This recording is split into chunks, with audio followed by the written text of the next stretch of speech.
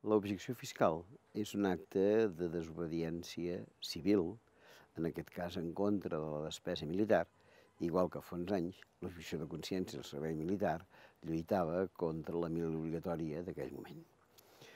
De protestes davant de la participació dels ciutadans en la mili n'hi ha hagut històricament, jo diria que ja venen des de l'època dels romans. Però, si ens centrem en els darrers temps, jo diria que l'objecció fiscal a la despesa militar troba els seus orígens en els Estats Units durant la Guerra del Vietnam. En aquell moment, els pares i mares de joves americans veien que els seus fills eren enviats a la guerra, marxaven normalment sants i forts i tornaven moltes vegades dins d'una caixa o dins d'una bossa de plàstic.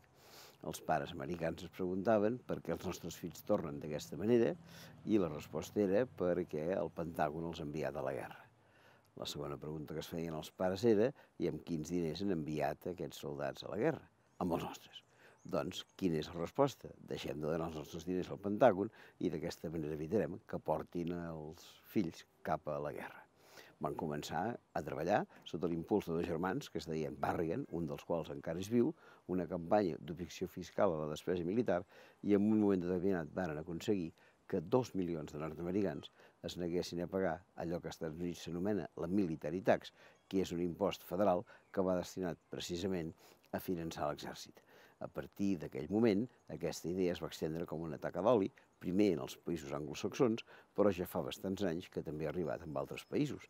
En el cas espanyol, els primers casos d'objecció fiscal es van donar l'any 1983 com a resposta a la integració d'Espanya a l'OTAN a l'any 1982, el qual va significar un increment més que notable dels pressupostos perquè es volia homologar el sistema defensiu espanyol amb les modernitats de l'Aliança Atlàntica. A partir d'aquí es van aprovar uns pressupostos extraordinaris, va semblar que no era raonable tenir aquesta despesa i aleshores, començant per Màlaga, la ciutat de Màlaga va ser la primera a l'any 83 i altres ciutats de l'estat espanyol a l'any 84, es va començar a propagar aquesta idea, aquesta acció de desobediència que en diem objecció fiscal. Com es porta a la pràctica aquesta objecció fiscal? Doncs en el moment en què fem els ciutadans un cop a l'any la declaració sobre l'impost de la renda de les persones físiques. Quan nosaltres fem el càlcul del que hem de pagar, finalment ens surt allò que s'anomena la quota líquida, que és la quantitat que donarem a Hisenda, o bé que ja hem donat en part quan ens han descomptat cada mes. L'aportació total nostra a Hisenda. L'objecció fiscal considera que d'aquesta aportació hi ha una part que s'ha de descomptar, que és la part que va destinada al Ministeri de Defensa. El Ministeri de Defensa, concretament l'any que ara ens ocupa, que és l'any 2013, perquè estem fent la declaració del 2014, va tenir el 4,49% dels pressupostos de l'Estat. El qual vol dir que si jo hauria de pagar 1.000 euros a Hisenda, 44,9 els puc descomptar perquè són els que aniran a parar a la Defensa, al Ministeri de Defensa. Què faig? Jo, en part, ja he pagat, però ara em queda, posem per cas, una quota residual que encara haig de pagar. Doncs, si d'aquesta quota residual em queda una part, en descompto aquests 44,9 euros i abans de descomptar-los els entrego a una entitat de finalitat social. Aleshores vaig a Hisenda i dic, miri, jo els hauria de pagar tot. Li he descomptat 44,9 euros de la meva declaració. Per què? Perquè li he donat una utilitat millor. L'he donat a una entitat social, a una ONG, a una associació.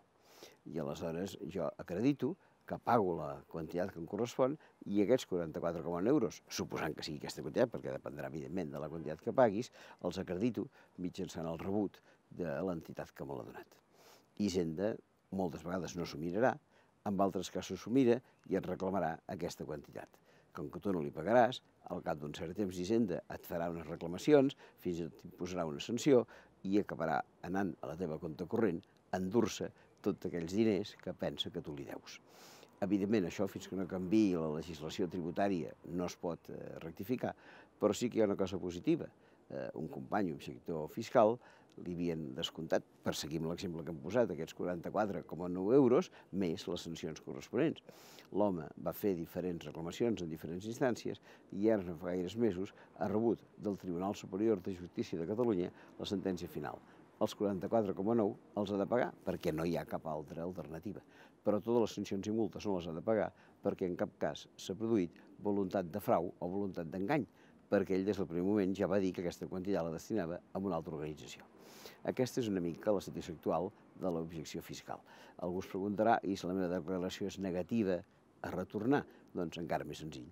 Aleshores tu demanes que, a més de la quantitat que t'han de tornar, et tornin el 4,49% de la teva quota líquida, de vegades s'equivoquen i te la tornen. Si te la tornen, aleshores, evidentment, l'has d'entregar a una entitat social. I si no, doncs el tema s'ha acabat.